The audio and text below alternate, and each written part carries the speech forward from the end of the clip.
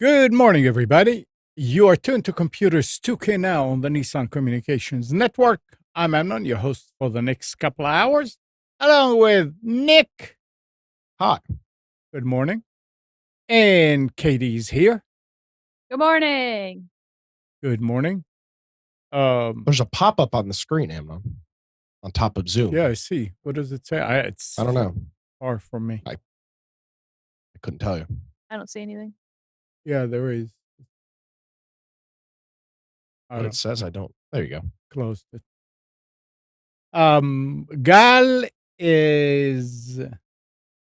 Guess where Gal is, guys? Gal is in Alaska.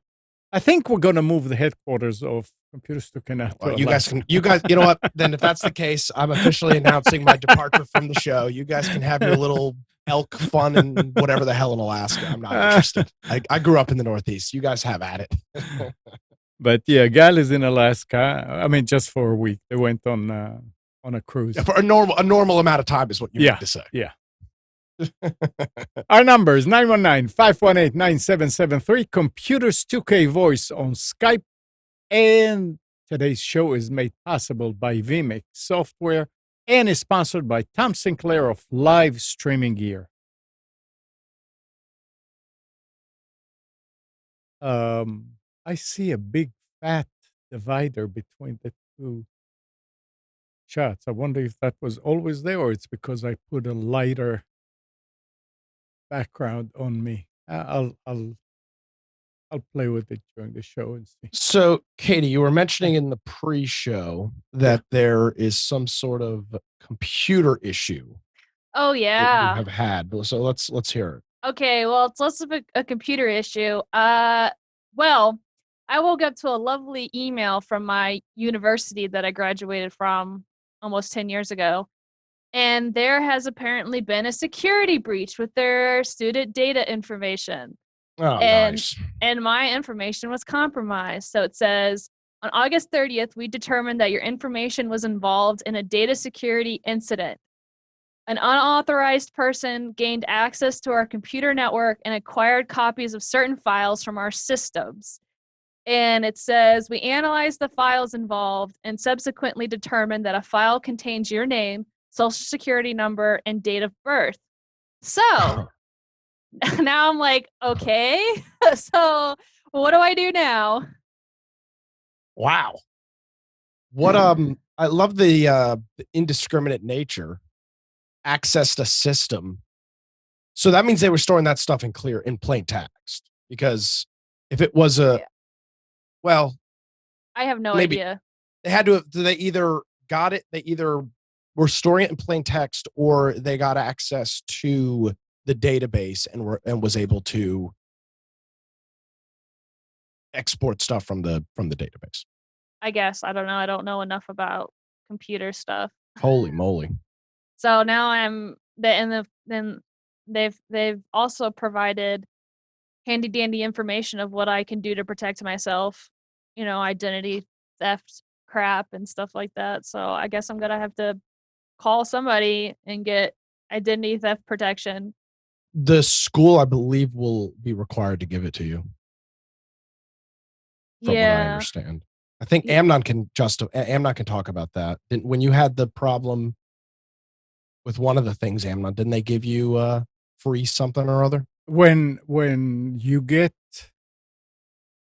compromised because some organization exposed your information, it's not the law, but most companies will just give you a year or two of free, like LifeLock or any of these services that do it. It's not protecting you, Katie, but how to what it does, it protects you if they're using that information for something. But it's that then I don't know that they will tell you what to do to prevent it from happening on your computer. Yeah, I'm just skimming this email and it's really long. Well, it's not her computer; it's her information. I mean, it's it could allow somebody to go out and take out a loan and Right. and whatnot on her behalf, which would not obviously be ideal at the current time. Yeah. So it looks like sorry, I'm reading the email right now. It looks like it's just telling me what I can do. They're not offering anything.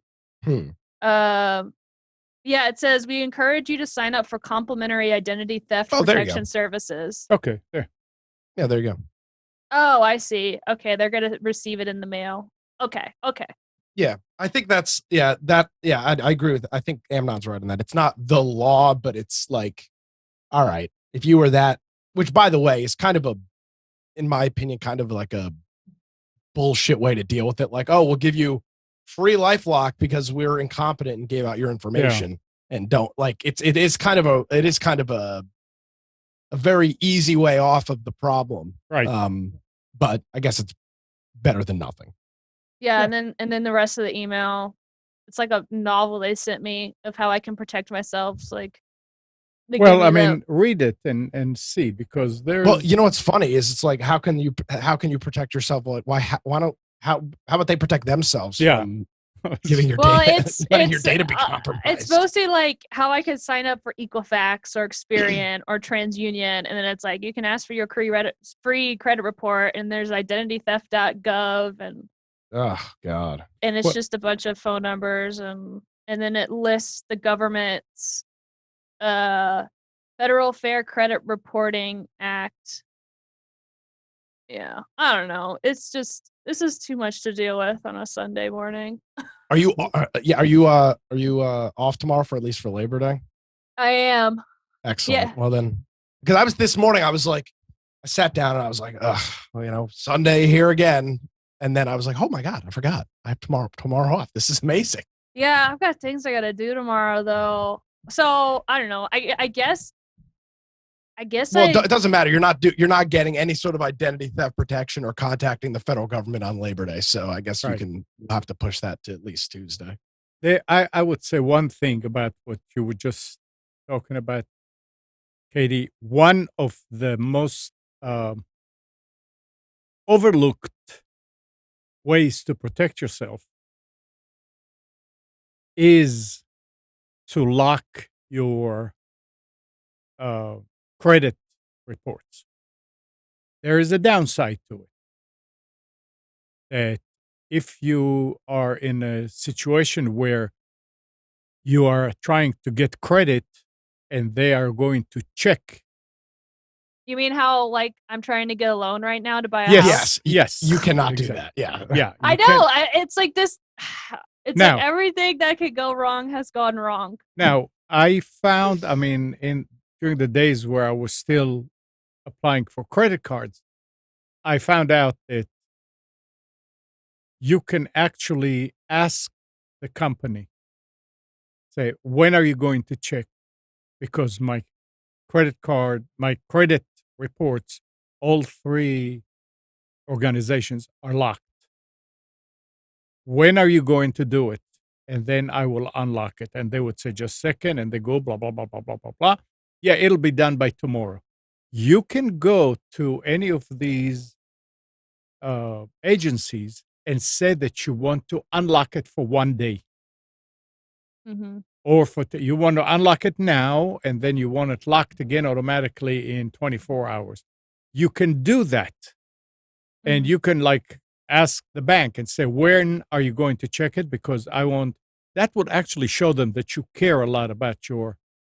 I don't think it's right. I don't think it's, if you're actively applying for credit, I don't think locking your credit score is. It's not a good idea, but it's inconvenient.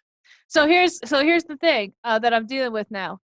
So I close on the house at the end of September. So I just have to pray and hope that the scammers don't open up a million credit cards during the month of September. Because then after that, I can lock everything down and I don't have to worry about it. Did it say that they guaranteed that was the information that was leaked, or did it say it's possible that was the information that was leaked? Let me see. Yeah, that's a good question. It just says what information was involved. We analyzed the files involved and subsequently determined that a file contained your name, social security number, and date of birth. So yeah, never mind. Then okay, yeah, I guess so. Yeah. Yeah. Well. Yeah. And which company? Which company is that? This is from my university. Okay.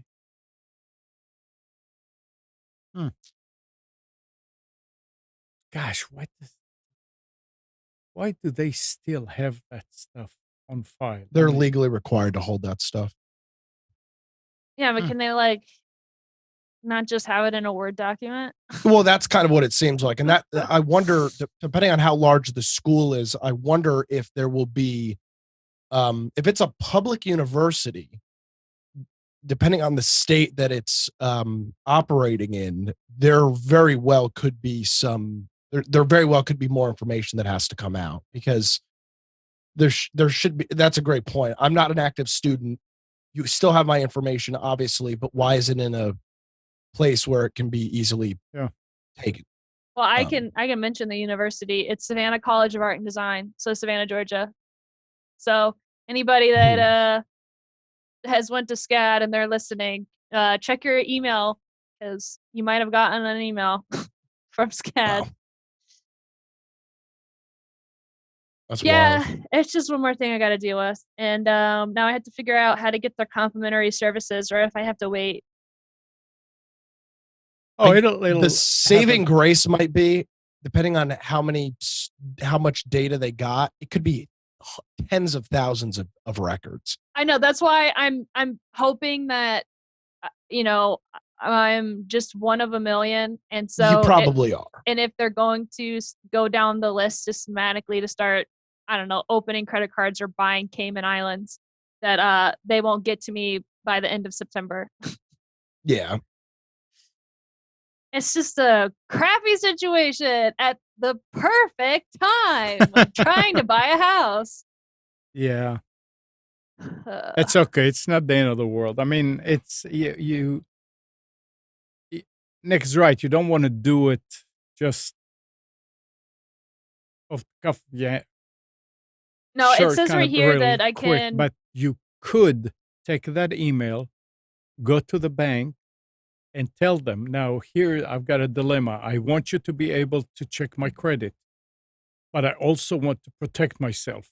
So what is your advice? Yeah, what should I do? Well, it also says here that they're suggesting that I use complimentary identity theft protection with Experian Identity Works, and it says that it does not hurt your credit score. Yeah. So at least I can do that. I think maybe what it does is that stops like new Katie Joneses from popping up or whatever under my name. Maybe. I don't know. Maybe. Anyways, I'll keep y'all posted. We talk about all the time security breaches, and boom, here we go. And what's frustrating, it's nothing that I've done. Like, I haven't given out my password to anybody. I haven't gone to any shady websites. Right. I haven't done anything like that, and yet my information still gets stolen. Yep. Yep. Happens every day. Yeah. There's not much you can do about that. I've got a story that made some news this week. And unfortunately, it's been kind of grabbed by folks on the righter side of the political aisle as a as a talking point, but there's more to the story. So, did you guys see anything about this? These thermostats in Colorado, where the power company was locking the thermostats to like 85 degrees, and you couldn't change it. No. I saw on TikTok actually that tenants were showing that they couldn't change their thermostat, but I assumed that it was the landlords that were doing it, but it sounds like it's not. So in Colorado, this power company called Excel, EXCEL Energy, these pictures started making their way. Colorado, parts of the western half of the country have been having a huge heat wave. California told people not to charge their vehicles, which was pretty funny after banning gas cars 2 weeks ago. So Colorado's in the same heat wave as well, and all these videos or these pictures started making their way to social media of thermostats being locked at like 85 degrees. And it was this big outrage, like, oh my God, the power companies are just blocking people's electricity, like not allowing people to use their thermostats. Like, what the hell? This is terrible. Well, it turns out that people that have that have signed up for the company's program that is specifically for this. It's called Smart AC. And there's about 22,000 customers that have Excel that are signed up for this. And it's a voluntary program that allows them to control your thermostat. So the people's thermostats are being controlled, they voluntarily signed up for the program. Because they get some money. Yeah, they get $100 credit. Yeah. And then $25 a year, which is, by the way, a terrible amount of money for you to be sweating your ass off. Yep. But so it's interesting because the first reaction is Wi-Fi devices, thermostat, don't trust Internet of Things, but it's not that at all. It's just people signing up for trying to make a quick buck, signing up for a voluntary program, and then getting pissed off when the company enacts the voluntary program. By the way, I looked. Duke Energy does not have a program like this. There is none of these voluntary programs. Now, I believe there is not for thermostats. They have a program where they can actually cut back on your electricity. They put it right on the meter, and during high usage, they will cut it down. They can stop your air conditioner from coming on, your washer, your dryer, whatever. Yeah, I think they block out certain things over certain amps. Yeah. But that's something that you have to sign up for, correct? Oh yeah, absolutely. Yeah. That's voluntary. Yeah. You have to say, yeah, I want you to do it, and they give you $25 a year, whatever. Yeah, it's an incentive-based thing. Yeah. But what they don't have is a thermostat. This was done through thermostats, not through the main, not through the cutoff on the box. And Duke does offer free thermostats, Google Nest Google Nest thermostats, but which, by the way, I would not get. But they don't appear to have a system like that as of right now. So just there's always a little bit more to the story, and that's more to the story. This is not just a company being able to shut off air. This is not just a power company being able to turn off air conditioners. These are people that absolutely signed up for this, knew what they signed up for, and are now pissed off about it. So. Well, I have a question. So how does that apply to apartment buildings or to people that are renting? So what I'm thinking is that the landlord could have signed up for this complimentary program or whatever to get the money to save money, and then they don't have to deal with it because they're not living in the building. So and then the people that are renting, they have no idea, and it's hot in their house, and they're like, oh, I want to lower the temperature, but they can't. So that'd be a rude wake up call. Yeah, I mean, if I was a property owner, I would sign up for a system like that. Yeah, so if I was renting it out to somebody, that's exactly what I would do. I think that's where people are getting upset because, like I said, I saw TikToks where like people are renting in buildings and they have no idea that they can't lower their AC because it turns out that their landlord opted into this program. I will say this, and I am not justifying that action. I would bet that in the agreement, the lease agreement, it mentions it in there. Of course, nobody reads it because it's 7,000 pages or whatever. But I would guess there has to be some sort of notification about that. I Would be my guess. I would guess that it only happens in buildings, in apartment buildings where I don't think it's happening. This is not. I don't believe this is happening in apartment buildings. This seemed to be residential housing. Oh, okay. I don't see how the landlord can sign up for it when your name is on the electric. Well, that would be part of it too. It that's depends. If a landlord is offering interesting. utilities, Yeah, then you that's kinda have to different. That's deal what I with- was going to you say. You got to deal with. They Yeah. could do whatever they want, kind Right. of. Correct. If utilities are paid by the landlord, then they can do it absolutely. Yeah. But I wouldn't think. Yeah. It's just it was an interesting story this week. And then piggybacking a little bit on that California story, I don't know if anybody saw that. They were warning people this week to set their thermostats to 78 or higher and to not charge your electric vehicle because of the strain on the grid, which is unfathomable because as of 2030, buying a gas-powered vehicle in California will be illegal. Right. So obviously their grid is not to a point where they can demand electric vehicles, and now they're telling you can't charge your car because it's too hot. Right. So I saw a video.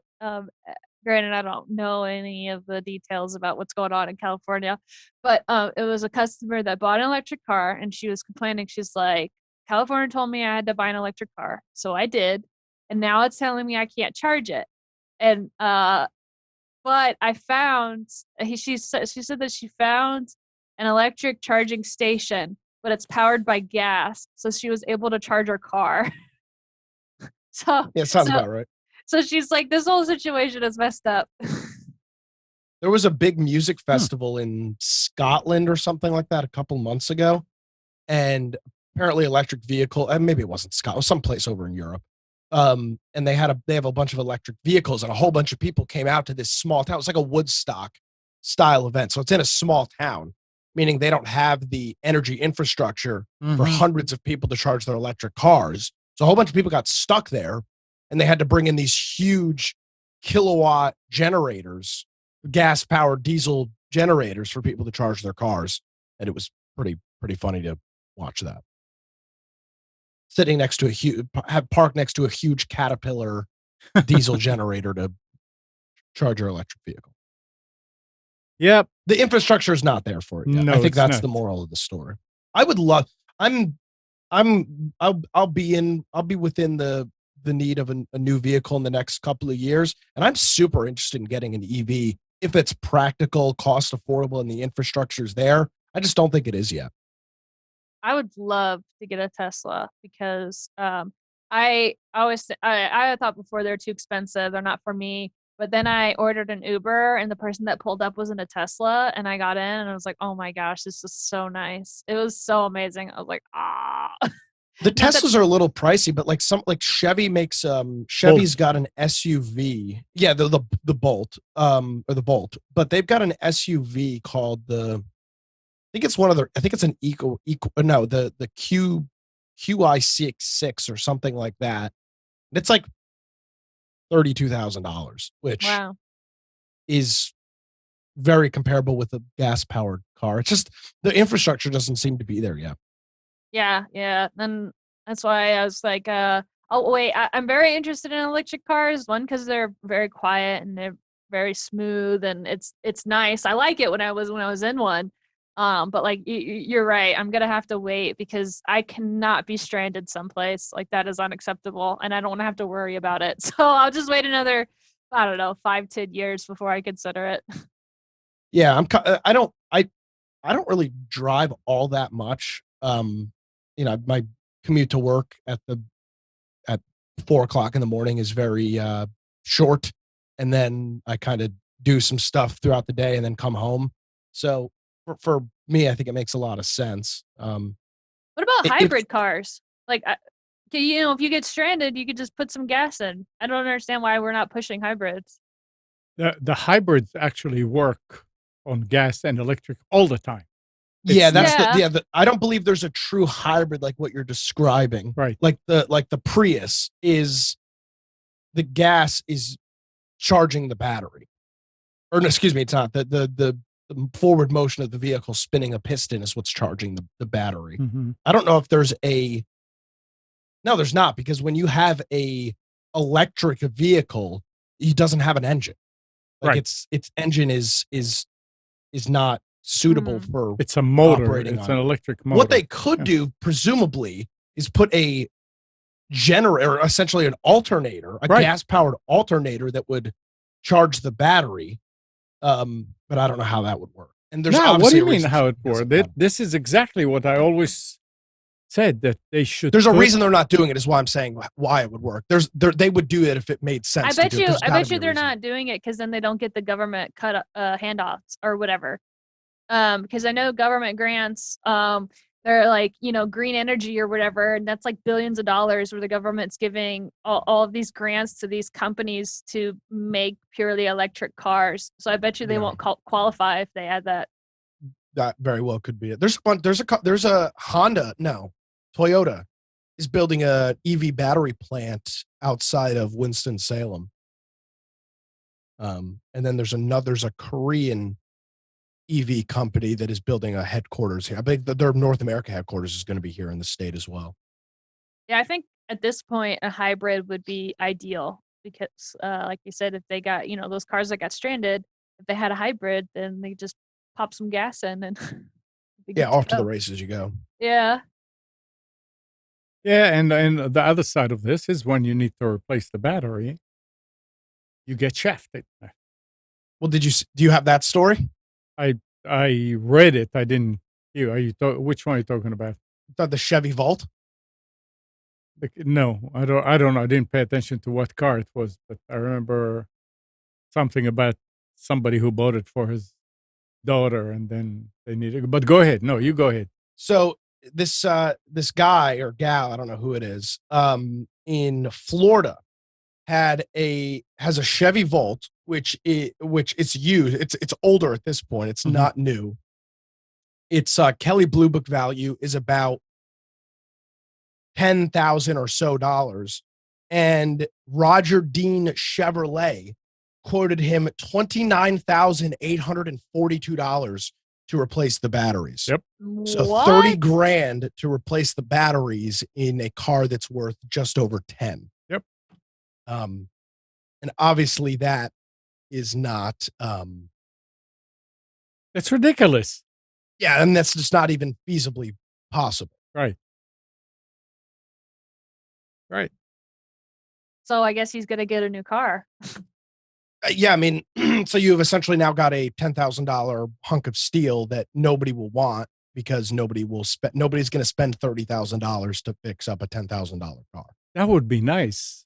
If it was a hunk of steel. It's probably not. It's probably aluminum and plastic. Yeah, you're right. It's not worth anything. Yeah, exactly. Oh, So this is it's a 2012 Chevy Volt. And it's got a 16 kilowatt hour battery, and it's a $30,000 repair bill. yep. I mean, this is not just the battery. I mean, to replace it, it's a big job. It's not like you go to Advanced Auto Parts and they put a battery under your hood and replace the battery, and it takes them 5 minutes. It's a job because This is a whole. Yeah, they've got to rewire. They're essentially you have to rewire almost the entire car. They need to take a lot apart because normally those things are under the floor. But even with that, this shows a huge problem. of course, You bought the Volt is a very low end EV, Mhm. which is what people could afford and can afford. So they buy it, and then after a decade, Mhm. it's going to cost them $30,000 to get it operating. It's batteries in general. I mean, this is like saying I'm buying a 20-year-old car or a 2-day-old car, the gallon of gas is the same for either car. So this is the same. I mean, you have an EV battery. It's made for different cars. It's not like for a cheaper car we put a cheaper battery. I would think. But anyway, yeah, that's the situation is just ridiculous. So does that mean that if a Tesla breaks down, it's going to cost $30,000 to replace the battery? It's probably this something. article mentions that it's about $14,000 for Tesla battery repair. That's crazy. Yeah, it is still not that's just pure insanity. It cannot be mainstream. They're trying to make it mainstream, but it's impossible not with this type of expenses. And it's not like you drive for 10 years for free. You don't have to buy gas, but you have to pay for electricity. Yeah, exactly. So you're still paying, and then you have to also pay for the battery. Big chunk. I'm wondering what happens. You know, people are saying, oh, let me calculate, and the car will pay for itself just in gas in so many years. Wait a second. Not so fast. Go a little bit more, and then comes the changing the battery, and you get shafted. I saw again another video. I'm learning all kinds of things with Tesla owners and electric car owners this past week. I guess it knew that we were going to talk about it.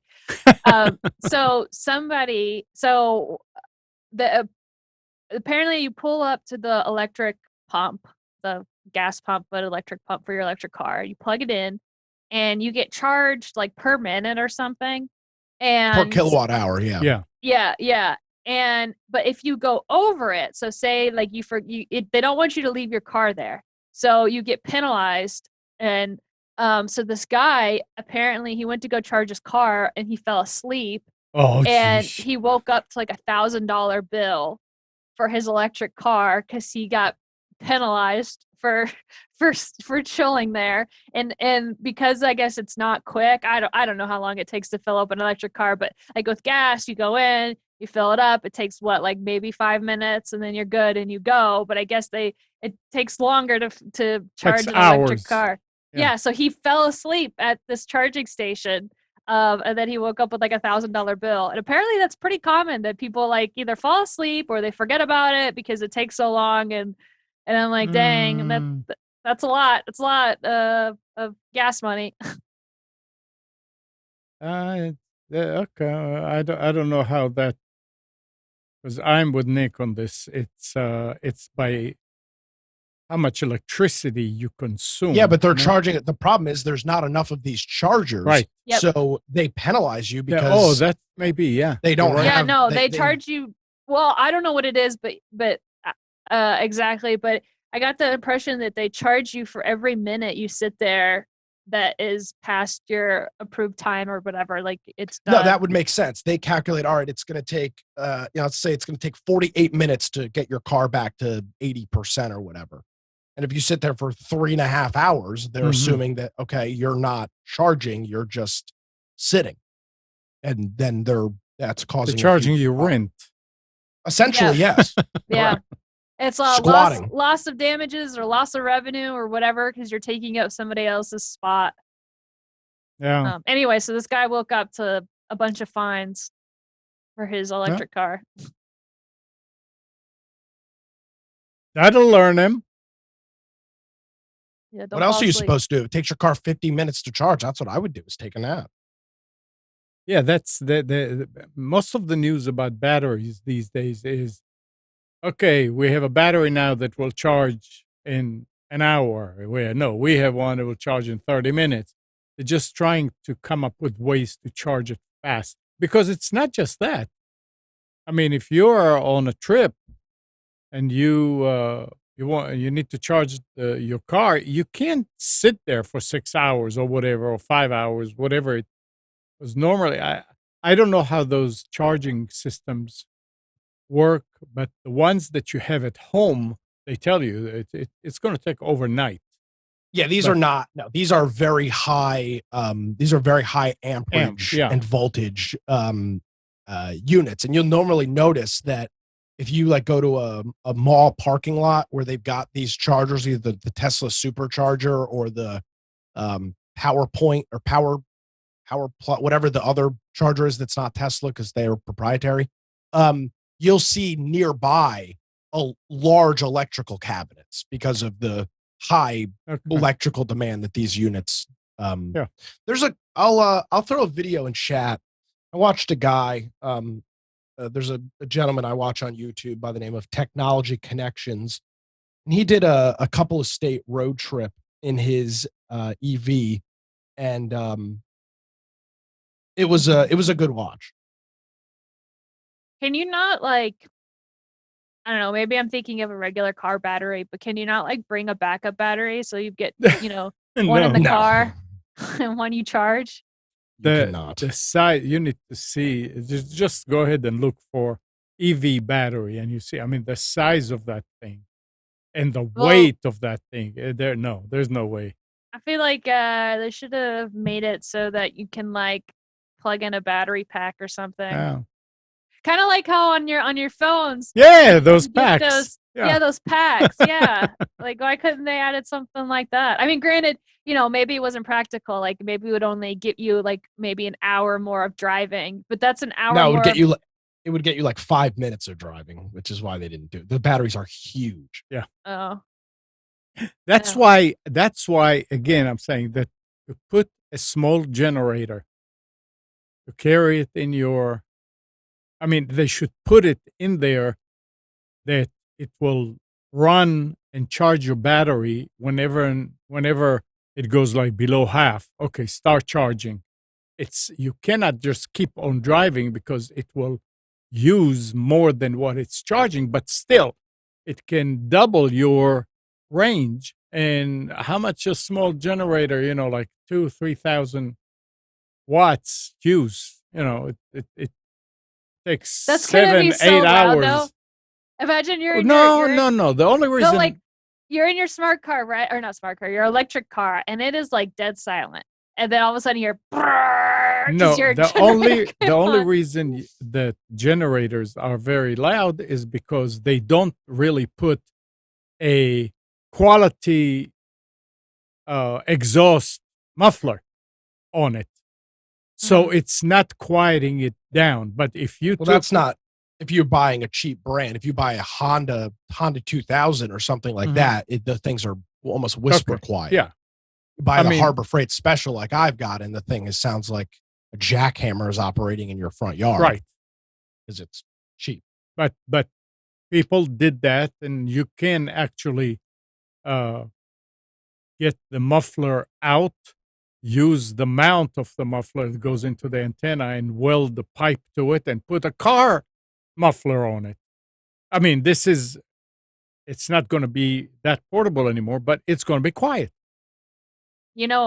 Tesla should hire you. Get Elon Musk on the phone. Right. Anyway. All right. Listen to this. Samsung has unveiled its latest lineup of NVMe's solid state drives. These are the 990 Pro series. The company claims the SSD will reach almost the highest speed that are theoretically possible from the PCIe 4.0 interface. PCI 5.0 is that it will be much faster. Samsung hopes to deliver better performance for PC and console games, 4K and 8K content, and other heavy data use cases. The 990 Pro boasts sequential read and write speed of up to 7,400 megabits or megabytes second. Read and write. The random is 1.4K and 1.5K. These are really high speed. Mm-hmm. Is this a hard drive? This is an SSD hard drive, yeah. Okay. Moreover, the company says the 990 Pro will be more power efficient than the previous lineup by up to 50%. The new SSD will go on sale in October at a starting price of $179 for 1 terabyte model, which is not that much. It's nice, but you need to have a motherboard with a PCIe 4.0. If you have any sort of recent computer, you've got Yeah, a Gen you 4. do. Yeah, Gen 4 slot. And this is connecting via NVMe. correct. This That's is not NVMe. this is not SATA. No. This is connecting NVMe, which is directly on the board. Correct. And talking about SSDs, the article goes, what's the deal with the supposed 30 terabyte external SSD being sold for just $31.40 on China-based online shopping site AliExpress? It's also listed on Walmart's website for just $39. But first, listen to cybersecurity researcher comment. Scammer gets two 512 megabyte flash drive or 1 gigabyte or whatever. They then add hacked firmware that makes it misreport its size. They then add hacked, when you go to write a big file, hacked firmware simply writes all new data on top of old data while keeping directory with false info intact. Ars Technica goes over the details. Say on the inside, this SSD looks like two small capacity micro SD cards hot glued to a USB 2.0 capable board. This board's firmware has been modified so that each of these cards report its capacity as 15 terabytes to the operating system for a total of 30, even though the actual capacity of the card is much lower. It preserves the directory structure of whatever you're copying. But when it's copying your data, it just keeps writing and rewriting over the tiny micro SD cards. Everything will look fine until you try to access a file, only to find out the data isn't there. So it's almost like a quart bottle that has a hole at the bottom, and they tell you this bottle will hold 10 gallons. But as you pour water in it, it comes out, and it's full. It always looks full, but it doesn't have but 1 quart in it. So they're like a stack. They overwrite the older data, so they keep on copying and copying and copying. Amazing that, I mean, I can believe that on AliExpress, but to have it on Walmart's website. Walmart is just a marketplace at this point. Yeah. There's plenty of stuff on Walmart. Last week when we were joking about that modem and the specials. Yeah. I think it was maybe it was Alan posted the link of the marketplace page on Walmart, because it's just a marketplace. Yeah. That's just amazing. Somebody thought about that. Well, this is very, very common. And if you ever see and this is happening with non-name brands. So it's these very cheap flash drives that are doing this. And they're spoofing the firmware and making it misreport to the operating system. So they're looking for a quick buck. Yep. It's a scam. That's all it is. Exactly. AMD unveiled its 5 nanometer Ryzen 7000 lineup last week. Oh, yeah. Outlining the details of 4 new models that span from the 16 core $699 Ryzen 9 7950X flagship which AMD claims is the fastest CPU in the world, to the 6-core 299 Ryzen 5 7600X. The lowest bar of entry to the first family of Zen 4 processors. This is coming from Tom's Hardware. Ryzen 7000 5 nanometer. Well, there's a couple of things with this. It also brings forward a new socket. It's the current Ryzen chips are running on AM4. Yeah, AM4, and this is going to be AM5. So if you want to upgrade to the new 7000 series, you'll need a new motherboard.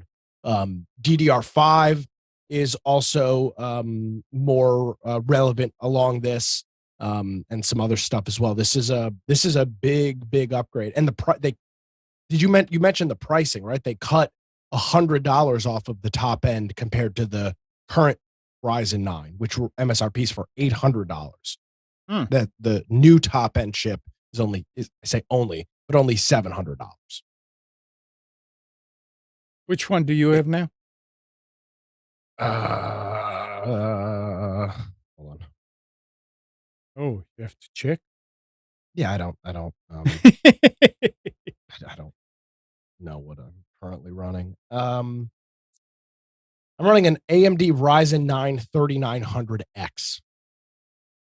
So the 3000 series Ryzen. The cool thing about this is the Ryzen 9 7900X, which is their top end chip, has got a boost clock of 5.7 gigahertz on boost. Yeah, that's remarkable. Phew. Nearly a 6 gigahertz clock.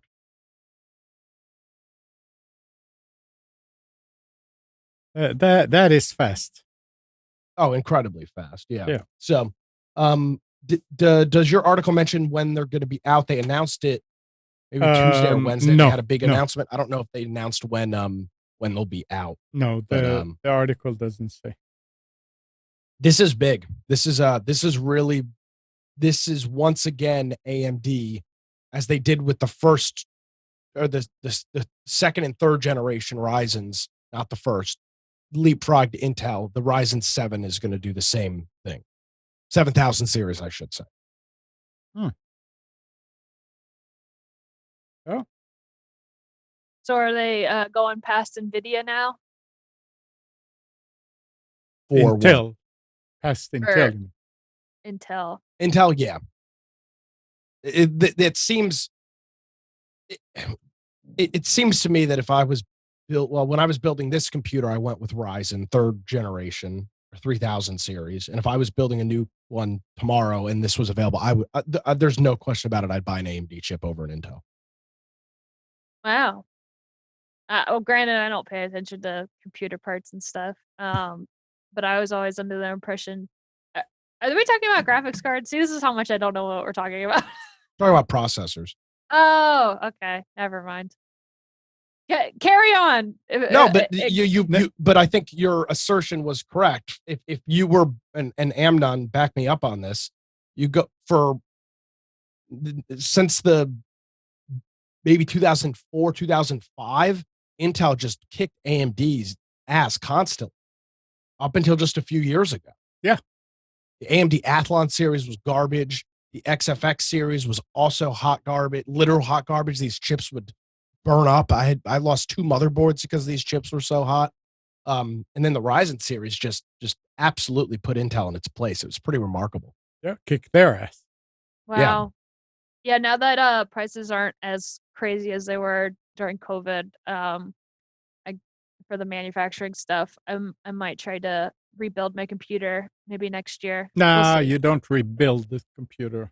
Well, whatever. I need to upgrade it because, like I said, I can't even upgrade to Windows 11 because it's so old. It's like it doesn't support it. So, and it's a 10-year-old computer, so I definitely need to upgrade, replace, whatever. You get another computer. That's what you do.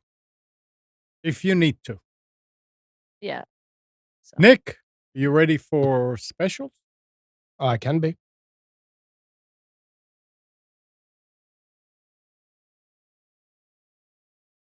All right. Well, here we go. By the way, scroll down a little bit. This is where Spence and Gall are. They're hanging out at the Alaska Computer and Typewriter Service in Fairbanks.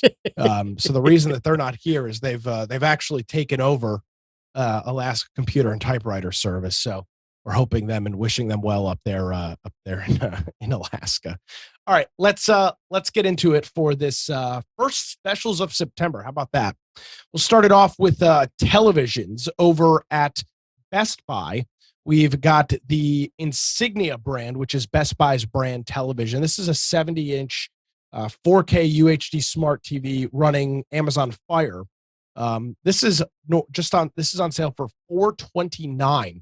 This is normally $650. So you're saving just over $220 or about 33% on that. It's got nearly 800 reviews on Best Buy, average of 4.6 stars. It is still a cheap television. Insignia is not Samsung, is not LG. So be aware of what you're getting. But $429 for a 70-inch 4K TV is pretty hard to beat. You'll find that over at Best Buy. Also over at Best Buy is this Lenovo. And you see by the price there, $99. This is a Chromebook, and it runs a MediaTek MT 8183, which is an x86 based, almost a mobile processor. MediaTek's been making chips for decades now. This is the Lenovo Flex 3. It's an 11.6-inch Chromebook, so it's running Chrome OS, but it's the Flex, so you can hold it in tablet mode. You can fold the keyboard back on top of it. It's normally $180, and you can get it on sale for just $99. If you're looking for a cheap computer, a cheap laptop, it's pretty hard. Again, manage your expectations. 64 gigabytes of internal storage, 4 gigabytes of RAM. This is not a fast computer. You are not going to be watching 1080p content on it, but maybe for something that is very power non-intensive, maybe it's a good deal. $99 over at Best Buy. And if you're buying one of these new televisions, you can often have the problem where it doesn't have enough HDMI ports. And a company, and I will admit I've never heard of this company before, but they're selling a couple of different HDMI switches. They've got two different ones that I've looked at, a 4K 30 hertz and a 4K 60 hertz. These are two inputs to one output. So if your TV only has, 3 HDMIs, you can get an extra HDMI by buying a device like this. And these things are on sale. They range anywhere from $8.38 up to $10.19. You can check these out over at Amazon. The one I've got listed here on the specials is just over $10, and it does support 60 hertz. So you can do it two different ways. One input to two outputs to mirror a display. Maybe you want to extend your display to two different devices, or two inputs to one output. So it can do two of those different ways, which is actually pretty cool. You can check that out over at Amazon. And if you're looking for a gaming headset, HyperX makes really good gaming peripherals. Their keyboards and mice and stuff are all pretty good. And what they've got listed here is their HyperX Cloud Core. Now, this is their lower tier wireless headset. It does run on 2.4 gigahertz, so is not Bluetooth. You have to use their dongle to get it connected. But it's normally a $100 headset. It's got about 20 hours. They say about 20 hours worth of battery life. It supports spatial audio and some other sorts of audio things as well. It's got a microphone built in. You can get it for just $50. Normally $100. It's 50% off, and that is over at Amazon. Next up, I thought of Amnon when I saw this device because I thought of how much cheaper he could do something like this. This is a outdoor television mount. What makes it an outdoor mount is, it's just a regular TV mount, but it comes with a clamshell so that you can close up the TV. This is normally a very expensive device. I don't know who is spending $450 on this. You could easily do this for probably $100, if not less. This will mount you can mount a TV of 45 to 55 inches on this. They sell other models that go 55 to 65 or 32 to 44, and the prices vary on that. But if you're looking for a simple solution that just works, this thing has got phenomenal reviews. It looks like a really legitimate device. It's just a little bit pricey if you're not willing to do DIY. You can check this out on Amazon. Again, normally $449. You can get it for $280. That's 40% off over at Amazon. You got any comments on this, Amnon? Yeah, the total parental control. The ultimate parental control. Yeah. No, I mean, it's, yeah, you can do it cheaper, but this is probably completely seals it hermetically. Oh, it does. Yeah. And again, if you don't want to play around and you just want to have something that works, you pay for that. It's why it's normally a almost $500 device. If you're willing to DIY and do some of that stuff, you can do this way cheaper. I'm sure there's YouTube videos on it, but I thought this was kind of a cool thing. Yeah. You can find that over at Amazon. The brand is called Storm Shell, and it's got over 1,200 reviews and a 4.6 star on Amazon. Next up is a Brother printer. If you're looking for a laser printer, finally, this is the Brother HL2325DW. This is wireless. It does support networking. It is a duplex black and white laser, so be aware of that. This is, for some reason, Walmart's website doesn't have it listed as a sale, but this printer is about $150 everywhere else I could find it. Staples, Amazon. So it is on sale. You save about $30 or $40 depending on the location. It is available in store in many places now. Like one of the Walmarts here in the area, they've got it in stock, or you can ship to store. And this, the one store says it will arrive by tomorrow. So you could get it shipped to store or in store right now for just $110. It's the Brother HLL 2325DW. You're buying a monochrome laser. I don't know if I'd buy any other brand besides Brother. I've been incredibly happy with my Brother printer. And I know, Amnon, you've got a couple of Brothers. I use Brother all around, and I'll bet you that it's also USB. Yes, it is USB as well, correct. So if you're buying a laser printer, I would say you're probably best off buying Brother. Yep. All right, moving on now. This is kind of a cool thing. It's not really technology related, but we're always thinking about, at least I am down here on the coast, always thinking about hurricane season, and they can affect other parts of the state as well. Here is a set of collapsible camping lights. Now, Harbor Freight sells something very similar to this that I've got a couple of, and they're about $6 a piece on special. And it's a kind of like a clamshell design. You open it up, and it's a 360-degree LED camping light. This is 2 of these, and they're normally $23 for 2, which is still pretty cheap, $10 a device. But you can get them on sale for $11.25. The only downside of this is that it's a lithium ion battery, so you can't put in new batteries when it dies. You do need to be mindful and make sure that it's charged, which I know some people have a problem with. So if you're wanting something with AA, AAA batteries, go with the Harbor Freight brand. But if you want something where you don't have to deal with batteries, you can get this. You can get 2 of these for just $11.25. Incredibly hard deal to beat. I ordered these this morning, so they'll be here. Actually, they're back ordered right now, so it says it'll be here in about a month. But it's not hard to get, for not a hard price to beat for $11. Find that over at Amazon. I have some devices that need to be charged, like a drill battery or whatever. And, and you don't use it all the time. So what I ended up doing is actually getting one of the cheap USB chargers, those little cubes that cost $5 or whatever, and a mechanical timer. And I have it connected all the time, and every day it charges like maybe an hour in the morning, an hour in the evening. So it always keeps, because you don't want to keep it plugged in for hours and hours and hours. I mean, it uses electricity and it's not good for the device.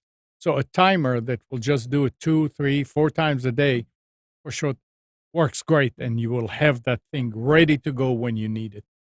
Yeah, it's one of those things where, you can buy the device and that's fine. If you're not Yeah. going to manage it and maintain it, then it's, it's just as good as Right. that. So yeah, check that out over at Amazon. A really good deal if you're looking for a couple of pop-up lights.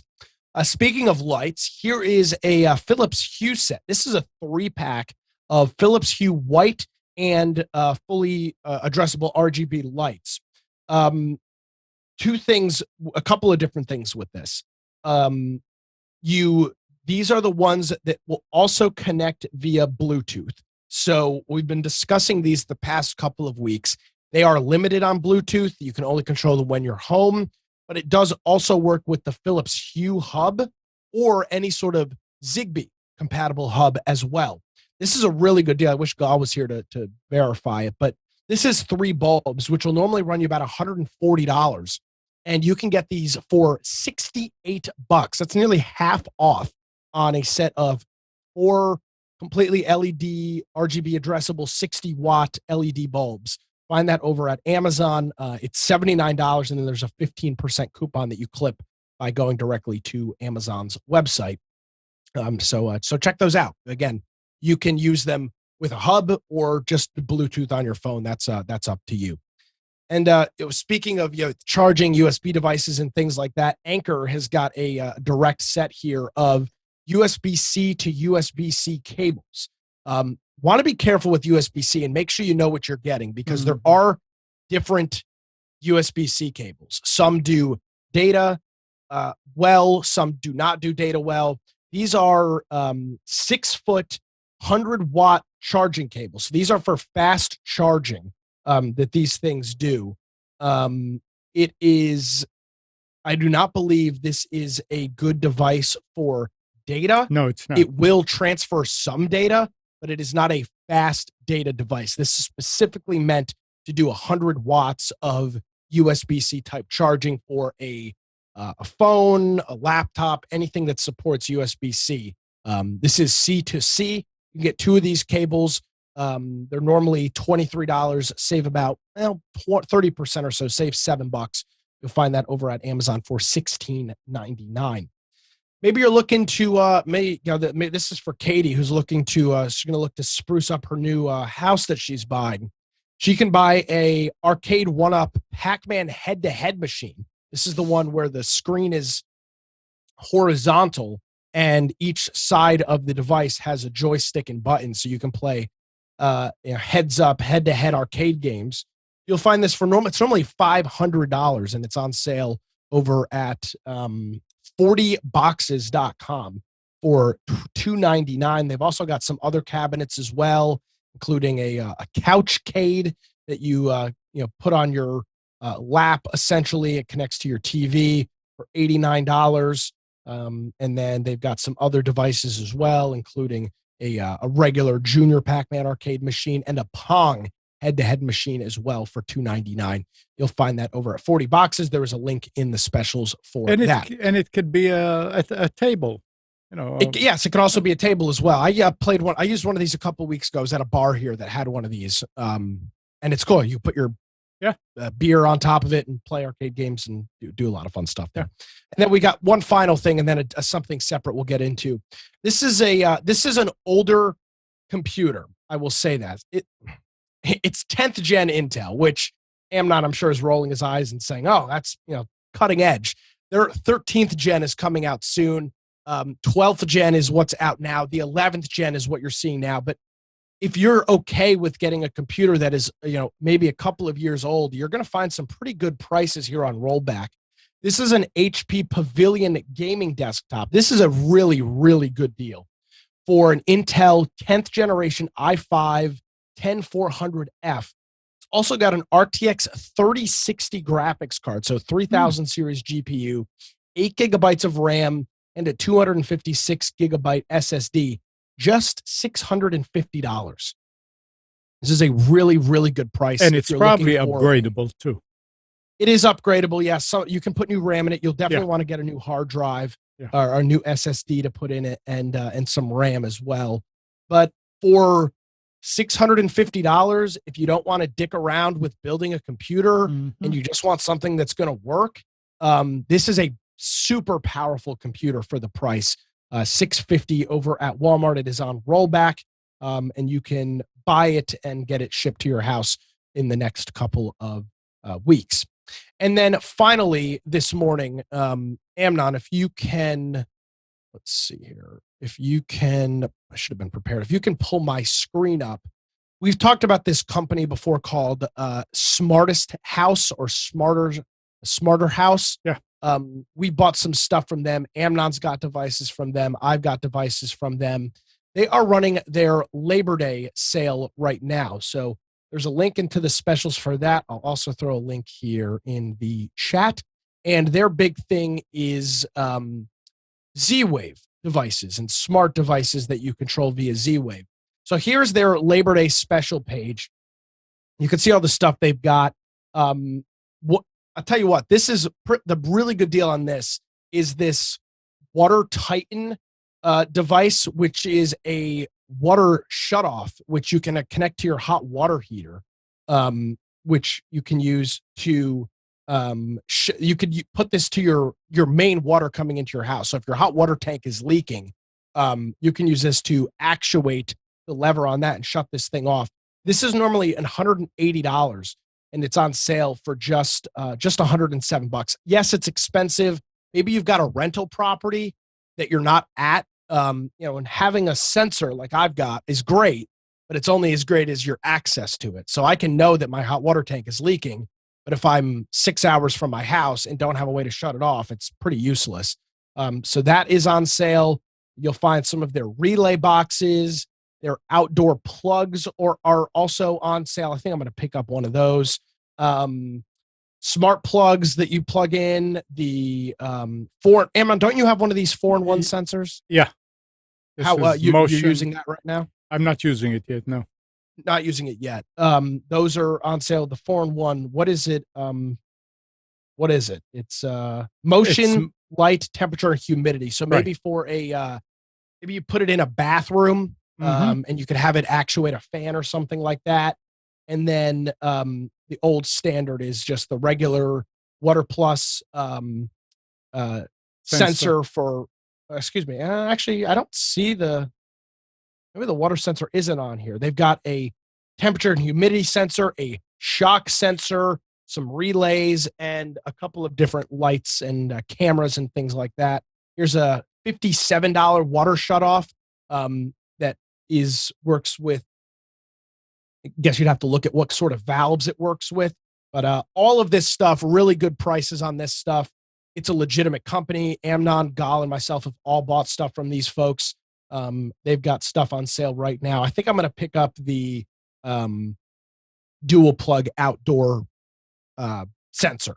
So, yeah, I'm going to order that right now. And yeah, you can check that stuff out over at thesmartesthouse.com. There's a link in the specials and in the chat at computers2know.com. There you go. Thank you. Thanks, Nick. That's good stuff. But and just to add to this last item, all these things work with home automation. Yep, Z-Wave. You can use them with the Samsung Hub, the Z-Wave, the smart things, I think is what it's called, Hub, anything that's Z-Wave. Yeah.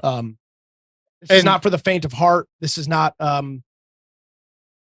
just random, Amazon A-word lights turning on and off. You need the infrastructure. If you know what this is, there's good stuff on sale. Yep. And the thing here is also that automatic shut off. It's I know Nick mentioned hot water, but it works on cold water too. So you can put. Well, excuse me. It would be cold water going into your hot water. It's a valve on a pipe. Yeah. And you can put a bunch of water sensors in places where you know that, hey, we can't have any leaks over here. So if you know that there's a place that a leak would ruin stuff, you put a sensor there, and all these sensors, if one of them sees a leak, they can turn off the water. Yeah. Um, maybe it's a good time to just look at a couple of things. Here's my little Z-Wave dashboard. We haven't done this in a while. Yeah. And you can see I've got a water leak sensor right here. That I've got on my hot water heater, and if it detects water, it will just simply send an alert to my phone and say, "Hey, there's been water detected." I've got smoke alarms on here, an open and close sensor for the front window, and that. So yeah, cool stuff. Again, that you have to know that you're in that ecosystem. So yeah, check it out. Yep. I just in the process of ordering that outdoor double plug sensor for right now I use a one of those timer ones with a light sensor, but I'm not super happy with it. I've got a light on the front step, and if I have the front light on, it will turn it off, shut off the sensor. Yeah. So I'm gonna order this, and we'll go with that. Nice. Very, very nice. We were talking about breaches. The Internal Revenue Service inadvertently posted what is normally confidential information involving about 120,000 individuals before discovering the error and removing the data from the website. Officials, they talked about it Friday. The data are from Form 990T, which is often required for people with individual retirement accounts. The disclosures included names, contact information, and financial information about income within those IRAs. It did not include Social Security numbers, full individual income information, or other data that could affect the taxpayer's credit. That's what the Treasury Department is saying.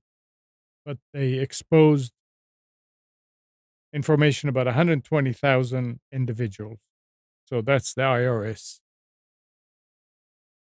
And that's just going to get worse and worse as more offices, more companies, more organizations are going electronic and everything is on the web.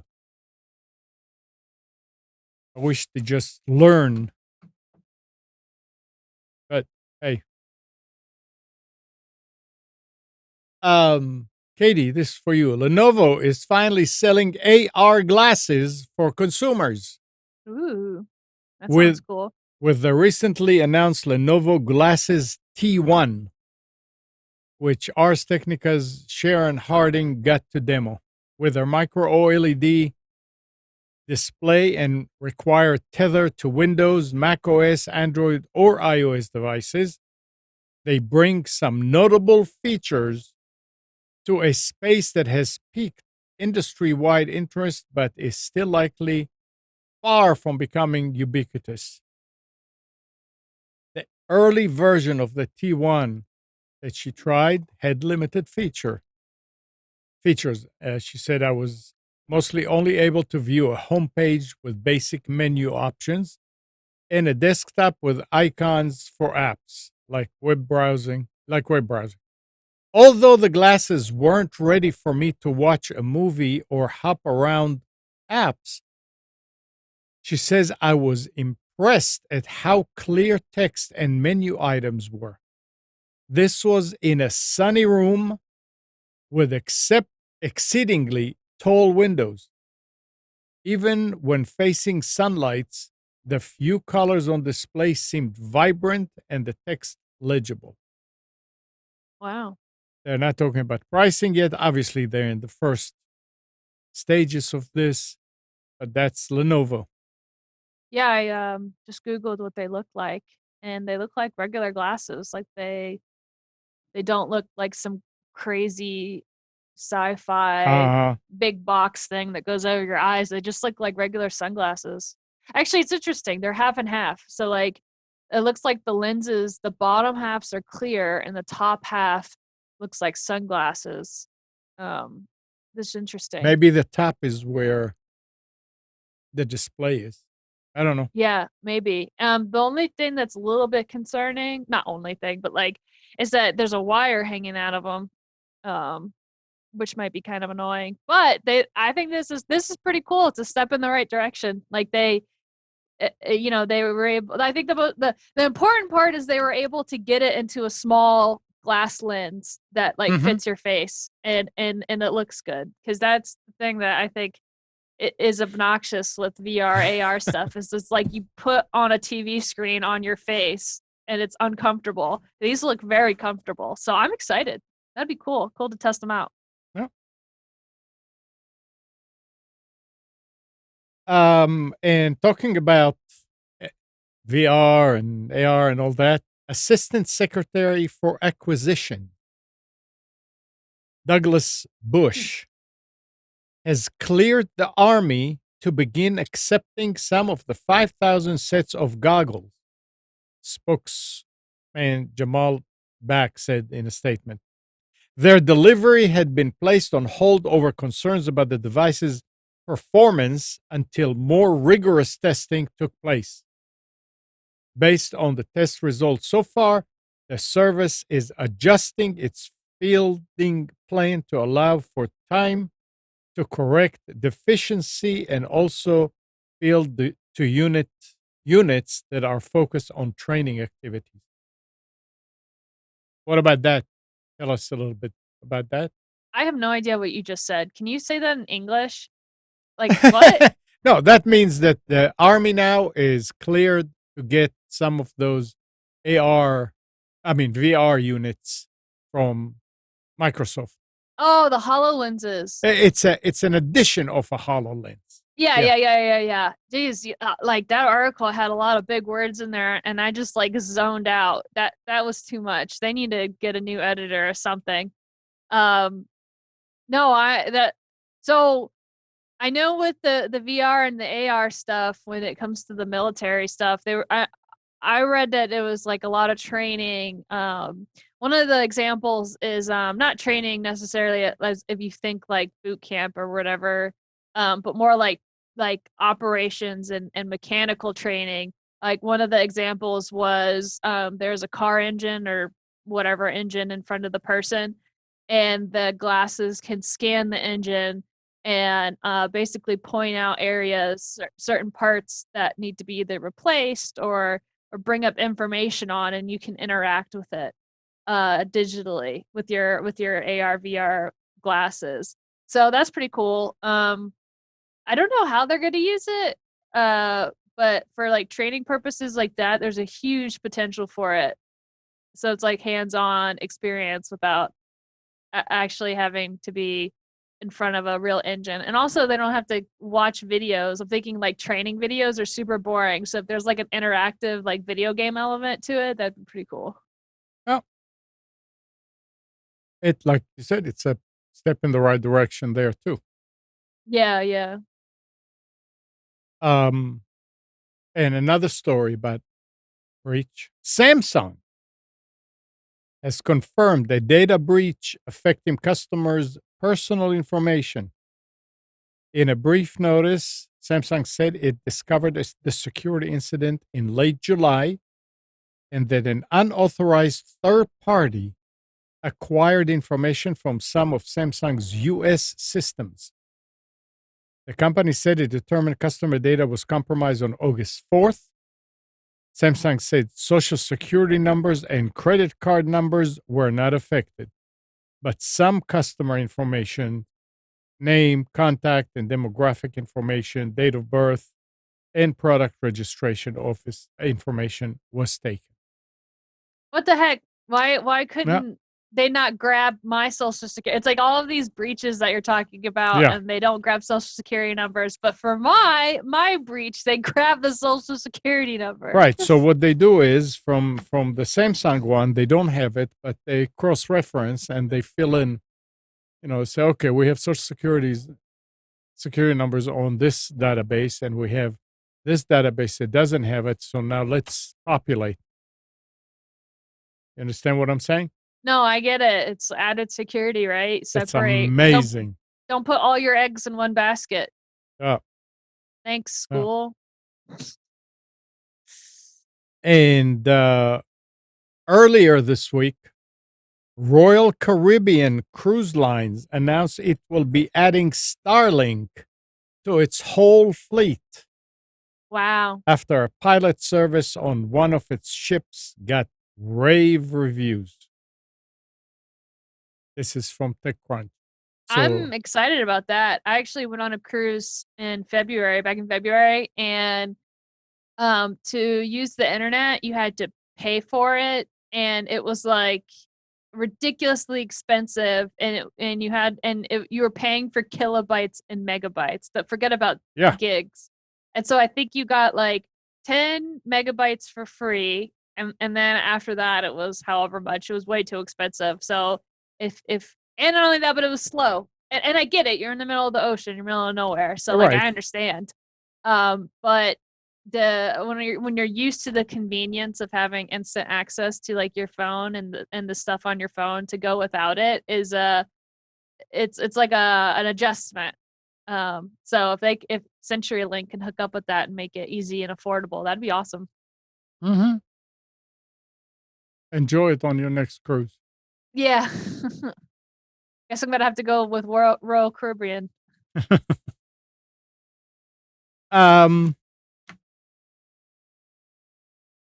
This is for Apple users. Apple has released an iOS 12 update. Users of older iPhones and iPad devices should download as soon as possible. Now, iOS 12 is old.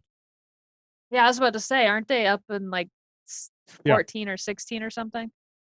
This is coming from Engadget, the new version of the company's 2018 operating system. This is from 2018. Addresses a major vulnerability that Apple recently patched within iOS 15. According to a support document, the WebKit flaw could have allowed a website to run malicious code on your device. In its usual terse manner, Apple notes it is aware of a report that this issue may have been actively exploited. For that reason, you should download the update as soon as possible if you're still using an iOS 12 device. That's a list that includes the iPhone 5s, iPhone 6, as well as the iPad Air, iPad Mini 2, and iPad Mini 3. Mm-hmm. You can download iOS 12.5.6 by opening the Setting app, tapping on General, and then selecting Software Update. So if you have one of those older devices, there is an update to your iOS. Isn't aren't the old devices though updated onto the newest iOS? No, a lot of them cannot go to newer iOS. So they because I had an iPhone 7. I have a 12 now, but I just upgraded it last year. Mm-hmm.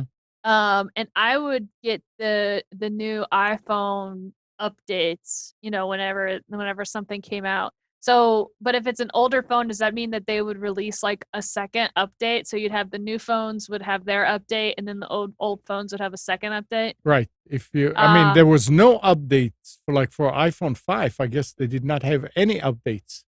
Oh, wow. That surprises. Well, and I guess it makes sense. They just came up with that, I guess. I don't use iPhones, so I'm not sure. And don't take what I said. No, I know. I'm just thinking like, well, I don't know. Did you mention iPhone 7 was included in that? No. In that? Oh, okay. No. That makes sense then. It's I was iPhone like, 5. I remember updating it. Yeah, it's 5S and 6. Okay. Yeah, my 6 died. Like I had 2 6s. One, the original one I got, and it did that thing where the battery exploded. So Apple got me a new one, and then literally 7 months later, that one died too, and the same thing, the battery exploded or whatever, and they wouldn't give me a new one, and so I was forced to get an iPhone 7 at the time. I was like, what do you mean you can't replace it? You replaced it before, and they're like, yeah, but this is the second time, and you have a month to like get it replaced or whatever. They wouldn't replace it for me, and I was like, well, it's your crappy phone. Yep. Yep. That's how they get you to update and make more money from you. Yep.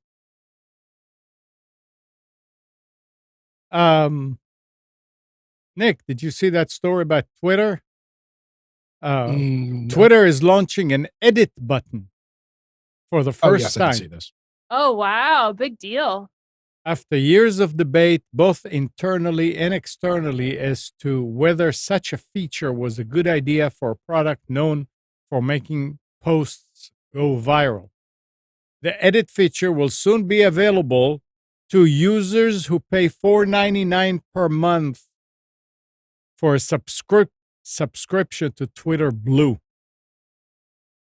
Edit tweet, as the feature will be called, will let users make changes to their tweet for up to 30 minutes after it's originally published.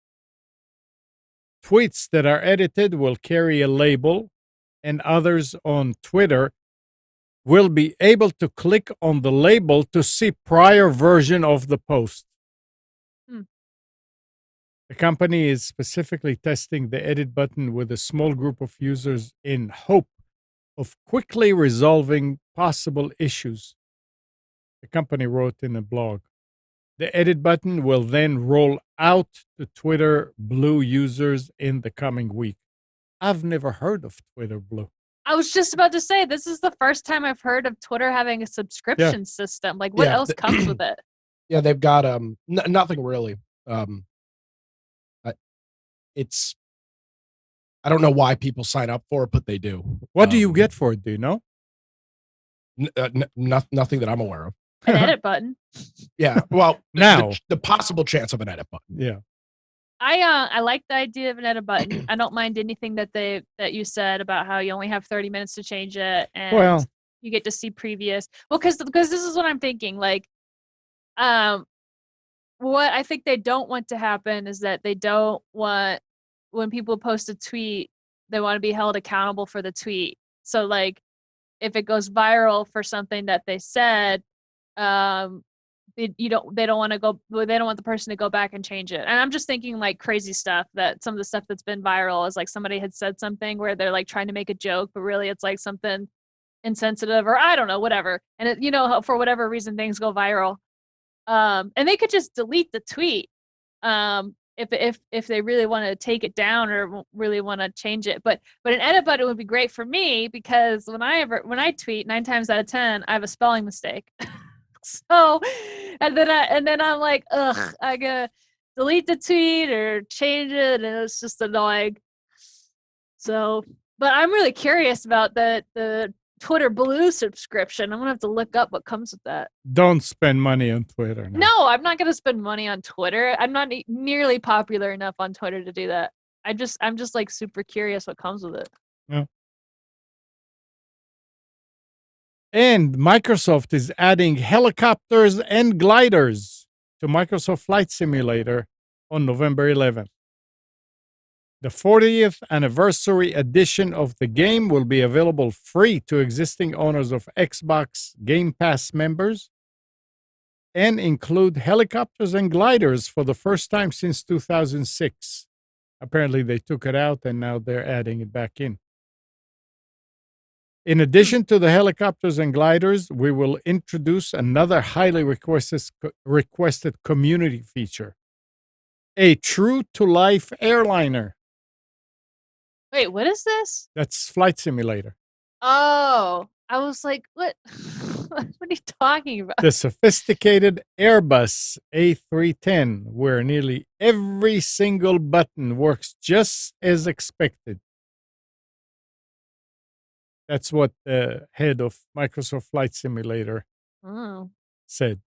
So it'll be like really, really like live flying a Airbus A310 live. Mhm. Wow. Wow. Well, I know that's a certain demographic of people it's targeting, but I also know on Steam, one of the highest or most popular games are the simulator ones. Like there's Farm Simulator and Truck Simulator and all kinds of different Which one simulator did you stuff. play? I haven't played any of them because Oh. they don't really fascinate me. They're not. I'm not the demographic.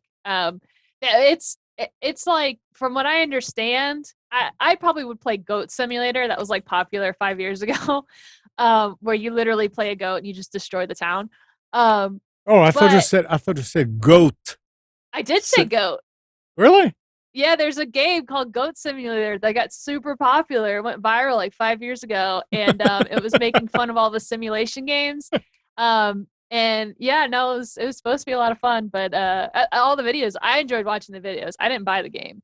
But the draw to the simulation games is that you're actually like managing stuff. Like I kept thinking of the farm simulator where you actually have to you manage a farm and you have to buy the tractor and you do the tractor and you do this. It's all it's too nitty gritty for me. I like more simple stuff, kind of like oversee. I like to oversee stuff, less of like actually going in and having to do this, that, and the other thing. But sounds cool for people that like that stuff. Also, I just looked up what comes with Twitter Blue. Like, why would you pay $5 a month? And it's a whole lot of stuff, but the thing that they said definitely you get a premium feature like the undo button. So you get an undo tweet button. So pay $5 a month and you can undo your tweet. As I mentioned, not very. Yeah, I don't understand why people. Yeah, there's literally they don't have a list about anything. Granted, again I'm skimming through here. And no, they don't. You get like you get access to like premium support and stuff like that. Yeah, but it's well like here you go. Useful.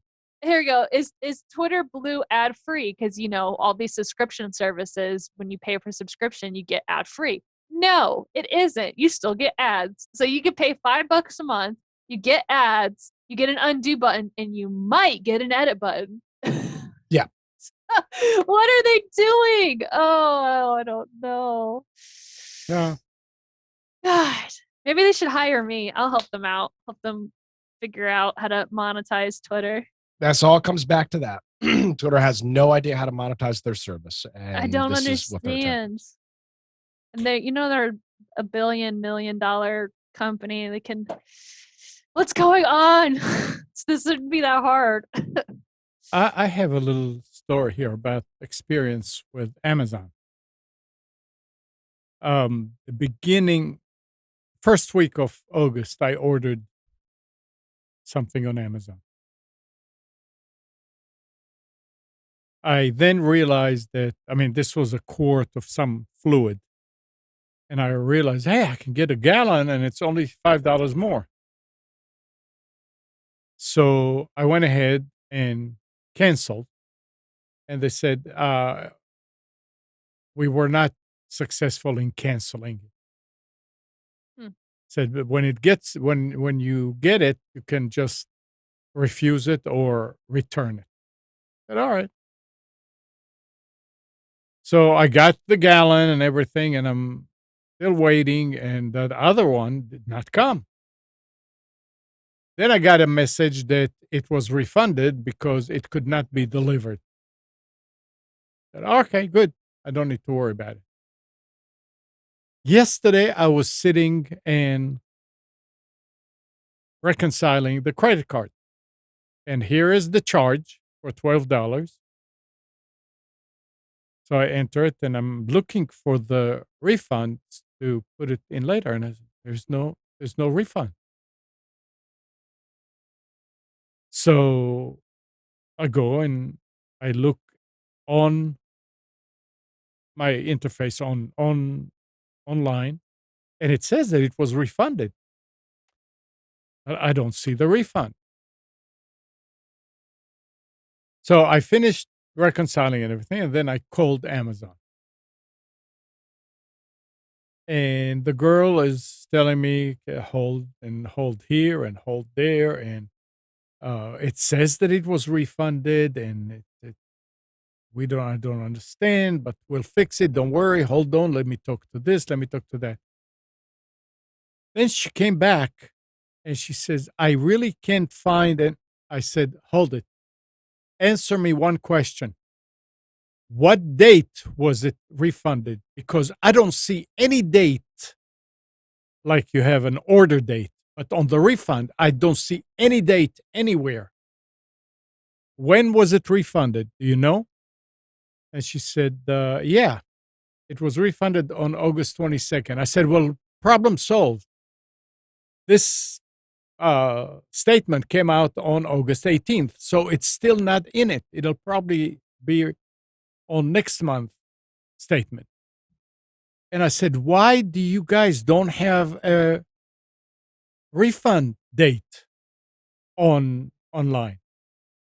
And she said, I don't know. Later on, I kept looking and looking, and I kept, and I mean, like dissecting that thing. And down on the bottom left, in very small letters, I can't remember the link, but there was a link that I could click on. I think it was a one-word link. That will tell you that it was refunded on such and such date.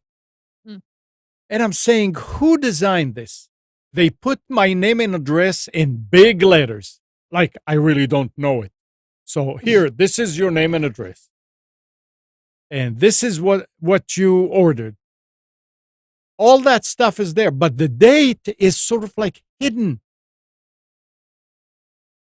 And I'm saying, what kind of programming is that? That you have to look and look and look. And it's really, I mean, I looked at it for a long time and couldn't see it because it was sort of like hiding. It's just amazing. So, yeah, programmers do things that you sometimes ask yourself, why'd they do that? Is this was this No. a statement that you downloaded, or did it show up on their website? Like, because I know when I order something on Amazon, it has like the order list, and I click on the order list, and it has like a chunk of information of the product. Yeah, and the date is there. Order date and everything is but not a plain refund in date. plain. But if you have anything that was refunded on your Amazon, go into that and take a look and see if you can find out when it was refunded. It's just amazing. Should see if they have a feedback or suggestion form. Yeah, right. Write an angry letter. Now that I know where it's at, if I have something else that I need to find out, I know that it's there. Yeah, but maybe you'll it forget. should be in plain, just like the order date. It should be refund date. Yeah, I agree. I think that's weird Yeah. that they don't have it easily viewed. The real question, Amnon, is did the lady you were talking to question why you were reconciling your credit card? No. Oh, interesting. Also, why wasn't that one of the first questions she asked? Is like, well, I see you refunded this item, but like, when was it refunded or whatever? Because I'm sure she doesn't know what reconcile. I'm sure she's not used to hearing people don't reconcile their credit cards. Yeah, I do it every month. Yeah. Well, you're also doing it from this is your business card, correct? Correct. Yeah. So it's interesting just to think about the programmer who figured, hey, let's hide this over here behind that. Well, I tell you what, I think a lot. Sorry, my cat is. I see. Fall apart. I don't know why she's blowing up the thing the way she is. Most people, I think, do when I get an Amazon refund, I just have them do it as credit. Yeah. Well, and I wonder if a majority of people do that, and it's just not that many people. Not that many people go back to the original. They give you two options: either Amazon gift card or original payment source. Original, yeah. I always do original payment. So there's well, yeah, a record. again, because you're doing it on a business card, Yeah, it makes yeah. sense. For me personally, having like $12 on Amazon credit, it doesn't really matter. I'm going to buy something in the next couple of weeks anyway. So the $12, it's just not even something I look at. I agree, though. It is It's just good. I agree with Katie. thing. You should, I'm sure they do have a feedback form. I would definitely give them that feedback. Yeah, that's actually a good comment. Be like, hey, I was trying to look for this and it wasn't easy to see and it was really frustrating and I had to call. Okay, fine. That'd be good Yeah. feedback. Oh, yeah, and definitely say I'll you had do to it. call, because if they can shut down on calls, I mean, they would. That's like number one. Yeah, and then you can even mention that she. It sounded like maybe she had a hard time figuring it out too. I don't know. Yeah, I mean, she couldn't, and she went to talk to a supervisor and came back. Well, and hold on. again. Though. They were under the impression that they were operating under the pretense of the payment wasn't refunded, which it was. Correct. So it was just a day. So they were wondering. Their system showed transaction has been refunded. Yeah, and that shows that on their end that it's not showing the date, right? Because if they saw the date, then they would have been like, "Oh, this was after this." No. period of time. They did not know they're not the credit card people. Remember, you just said you didn't get it refunded, Yeah. so they're just assuming why did the refund not go through? Yeah, but once she told me the date, I said, "You see, if this was visible, I would not have wasted your time and my time, and I would know exactly. Now I know what's going on." I have a question.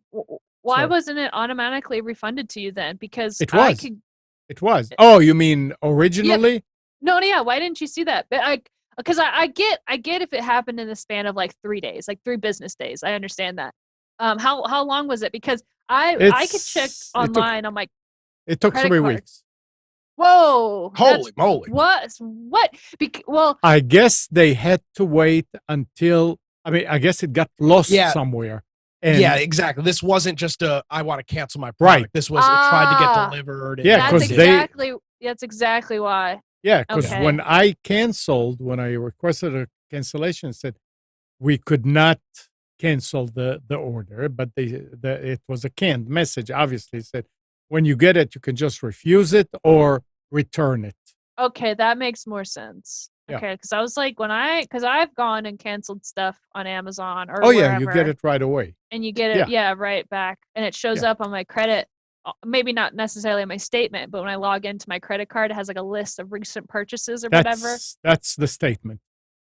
Okay, yeah. So, Eleanor says, "Not everybody continually buys, so we get credit back on our cards." Yeah, I'm not discounting that. I don't know. My question is, I wonder what the percentage is. How many refunds are going back to cards versus directly to Amazon credit, which you see immediately in your account as a gift card. My point was saying not that people don't do that. It's if it's not a high user, not a high number of people, they probably don't know that that's a problem. Well, whatever it is, it was not a pleasant experience. Yeah. It's a but waste. That's my question. It was a waste of has time. anybody ever complained about that? Yeah. Before? I think it has something more to do with their systems, because I actually had something lost in the mail, and it didn't show up in time or whatever, because it said it was like, 2-day shipping, and it never showed up. But on their end, it said it was still shipping, so they couldn't refund me until it showed up on their system as undeliverable, and that took longer than the 2 days. So if all of their it's like if they have all these multiple different systems to take your product from the wholesaler to their warehouse to the delivery through how they're delivering it to your house, and if each one of those moments aren't checked off in their system, then they can't complete whatever it is you're trying to do. So that's why I think things take so long. Yeah, that's why it took so long, because they did not get confirmation that it could not be delivered. Yeah. Why couldn't it be delivered? I have no idea. That's the bigger question. Actually, who was it? Was it UPS that tried to deliver? No, or it was Amazon. Did normally they give a reason, like I think I saw address not found or not accessible. The or carrier like could not find your address. Yeah, that's right. It did say that. I guess the guy needs a new GPS.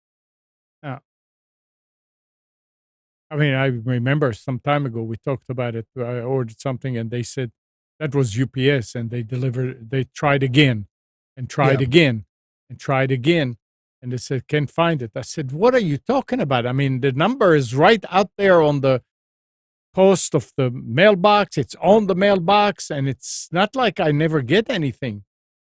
And it was a new driver who couldn't figure it out. Yeah. Yeah. Here's something about Netflix.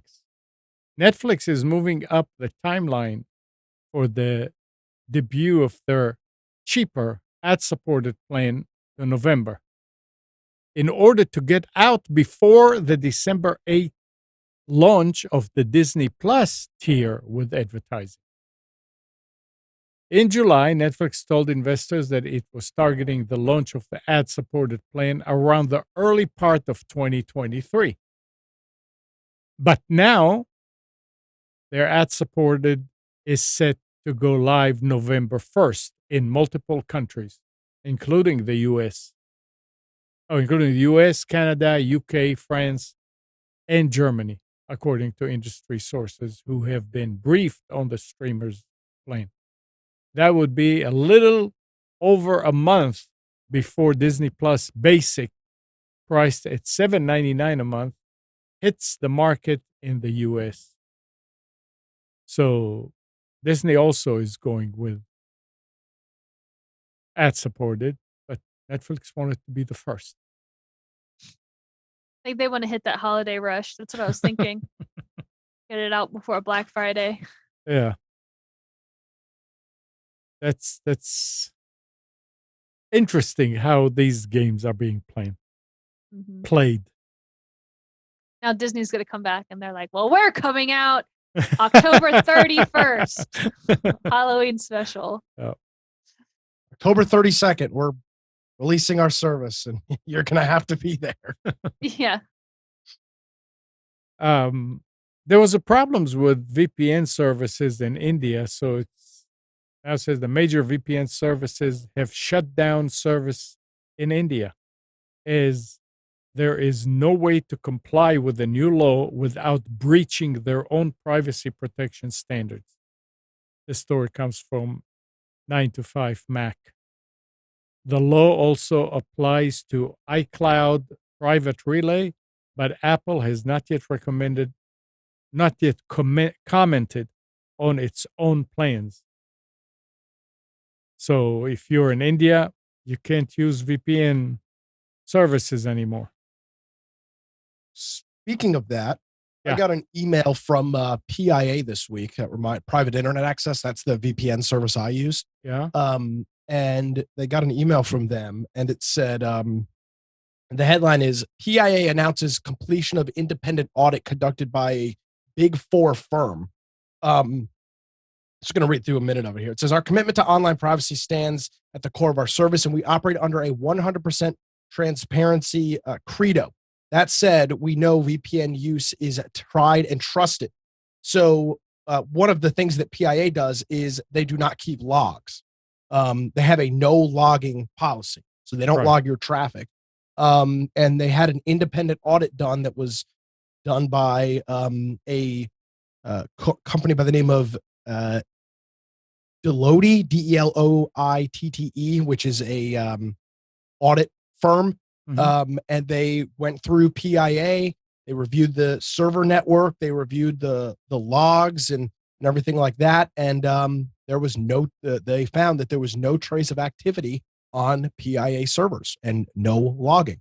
So that is something very important to look at when you're determining and trying to figure out what service you want to use for a VPN.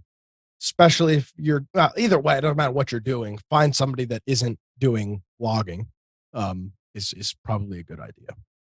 Sure, because that's the whole purpose, is to stay out of the main traffic. Yeah. Yep. So there you go.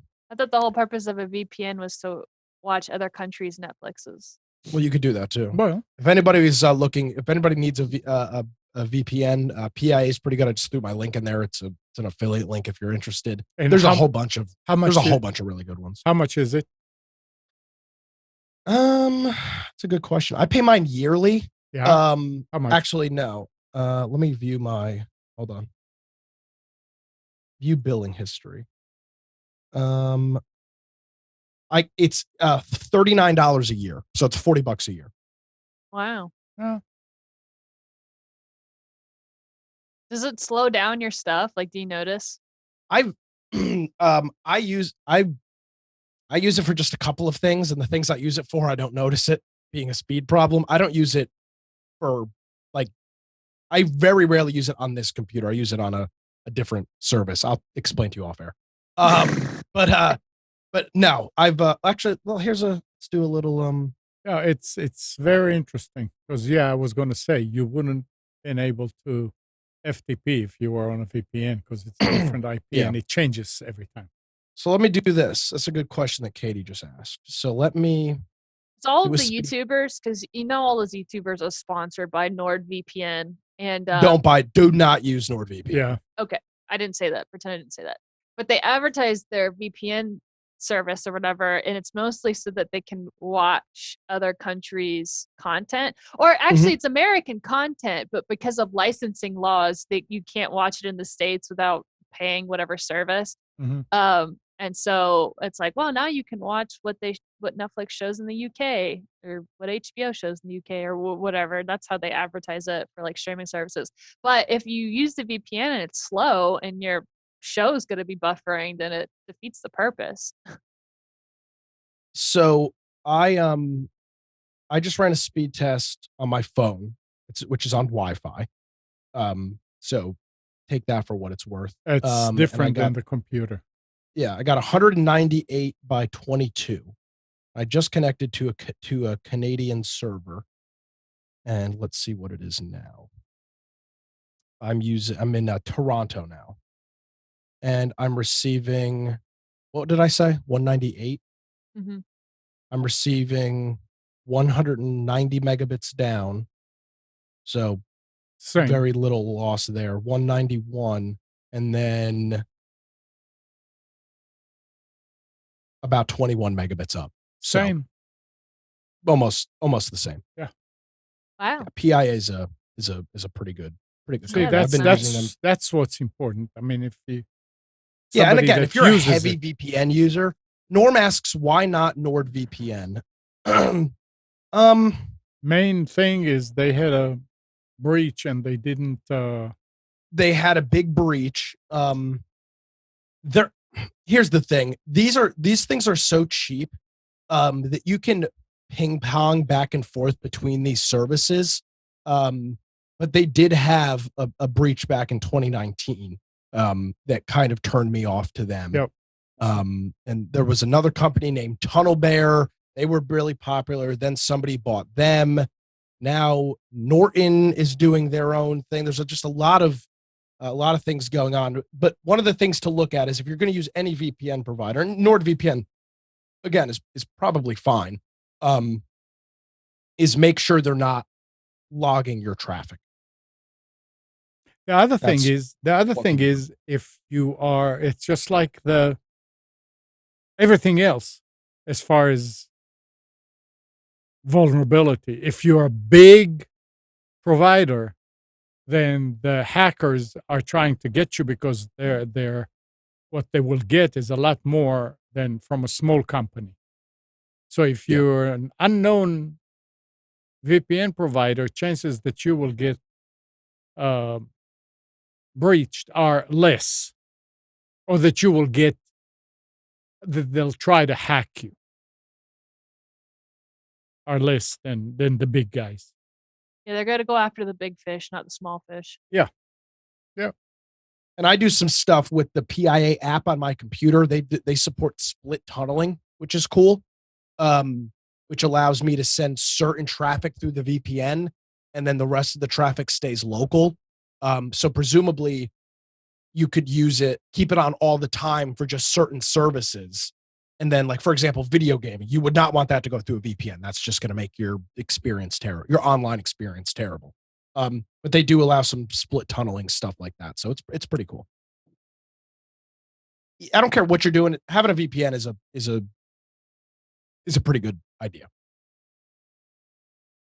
Yeah, there was an article some time ago that we read talk about that. They said that VPN these days is meaningless now that all the browsers have secured that they have SSL and Yeah, but like all Katie that. mentioned, So the reason people use yeah, VPNs are for watching like BBC iPlayer and watching stuff out of Netflix Canada, Netflix UK, and some of these other services, and then of course, you know, borrowing content the is a great reason to use a VPN. That's how they're advertising it. So that's Yeah, how the VPNs are marketing it to granted, this is just marketing it from YouTube's point of view or who the they're thing targeting. about it is that every VPN provider is using a pool of IPs that they have that they have that they have use of. When my data center was here in Raleigh, we had 8 C class IP addresses. Every class is 255 IPs time 8. Not that we used them all. We used 1, 2, I think. But that's how you do that. And it's really easy. I mean, I do it a lot when I see somebody trying to break in and it's from China or country that I don't really care much and I don't have customers that deal with them.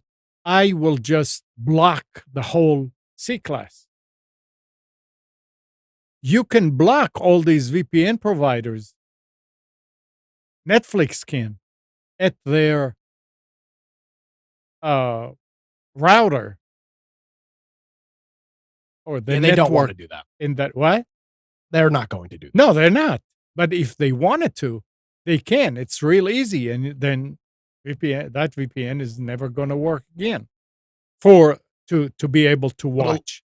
to be fair, though, a lot So of if I had to guess, I would assume that they are doing a lot of shared IP stuff. maybe, And yeah. like for example, if you go to a data center and you're renting out a list of IPs, what are they Mhm. to block the whole C class and shut down the whole data center from No, accessing that's right. Netflix? I mean that No, there that's right. so Yeah, that's a lot harder than it is I think in reality. yeah. But it's just they're saying that they're trying to stop people from doing it, but in reality, it's like they're just saying it Yeah. because they're not doing anything about it. Anyway, it's that time of day. Wow. Fast moving show. Yep. Any anything else anybody wants to talk about to add here? Oh, Yeah, yes. go ahead. um Next Friday, I'm going to be on statewide television here in North Carolina. Ooh, So, if you are, if you have PBS North Carolina, I will be one of the panelists on a show called Front Row, which is on Fridays at 8:30 on PBS North Carolina, and then it's on Saturdays and Sundays on the North Carolina channel, and it's also online. So, if you're a PBS watcher, Front Row is a good political show, and I'll be on it next week. nice. Congrats. Thanks. Very, very nice. I'll text you Friday. I'm not. I'll be up in Raleigh. So Okay. Are you staying the weekend? no, I'm gonna come back, but I'll Oh, be up there during the afternoon for a little okay. bit. So I'll come by and say hello. All right. All right. Katie, anything you wanted to add here? No, I said my piece at the beginning, security breach, and I'll keep y'all posted. They're supposed to send me a letter with instructions on what to do next, so hopefully it's good. I don't know. It will be. Don't worry. Yeah. All right. Well, Nick, okay. Thanks, Katie, and thanks, Nick. Thank you. Yeah. And good morning, Kathy, Hannah, Nabil, Mac, Norm, Donna, Dina, Eleanor, Sarid, Yaakov, and Yael. Thanks, everybody, for tuning to Computers 2K Now. We hope you enjoyed and maybe learned something from our time together. Remember to practice safe computing. Back up your hard drive and update your virus scanner. We'll be back here next Sunday at 9, but you can always reach us at computers2know.com. And again, remember, Monday through Friday, 6 to 9 a.m., Nick is on Wilmington's 980 The Wave and 107.9 FM. You can tell your Echo device to play 980 The Wave and listen to him live. Or you can always go to the recordings at nickcraig.com. And Tuesday evenings, 7 p.m., Nick and Brian do the Infection Podcast on Twitch. That's for survival game and gaming news. So 7 p.m. Tuesday evening, twitch.tv/Infection Podcast. Enjoy it. We'll see you.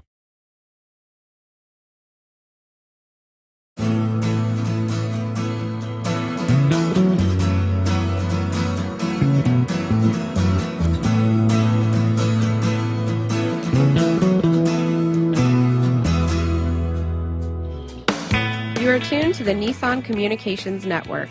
If you tuned in too late, you can always watch each program in its entirety or download an MP3 audio file of it in the archives section at nissancommunications.com.